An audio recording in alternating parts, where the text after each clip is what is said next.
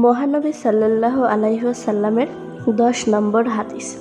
একটি যুগ আসবে যখন মানুষ উপার্জন করতে একথা চিন্তা করবে না যে আমি হালাল পন্থায় উপার্জন করছি নাকি হারাম পন্থায় উপার্জন করছি।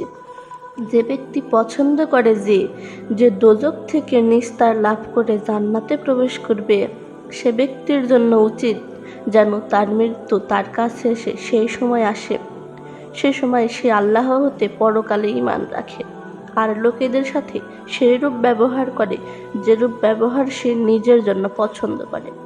যখন তুমি নামাজ পড়তে দাঁড়াও তখন মনে করবে তোমার সামনে মহান আল্লাহ তাআলা, পেছনে আজরাইল, ডানে জান্নাত, বামে জাহান্নাম, নিচে পুলসিরাত। সব কাজে নিয়তের উপর নির্ভর করে, আর প্রত্যেক ব্যক্তি যা নিয়ত করে তাই সে পায়। বান্দা যখন সিজদায় থাকে তখন সে তার রবের সবচাইতে নিকটবর্তী হয়। যে ব্যক্তি আমার এই দিনে ইসলামে নতুন কিছু উদ্ভাবন করবে যা এতে নেই, তা প্রত্যাখ্যান। বুখারী ও মুসলিম। মিজানের পাল্লায় সচ্চরিত্রের চেয়ে অধিক ভারী আর কিছু নেই।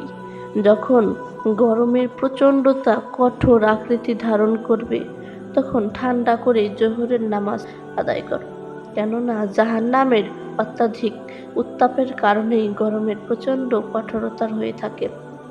সহিহ বুখারী।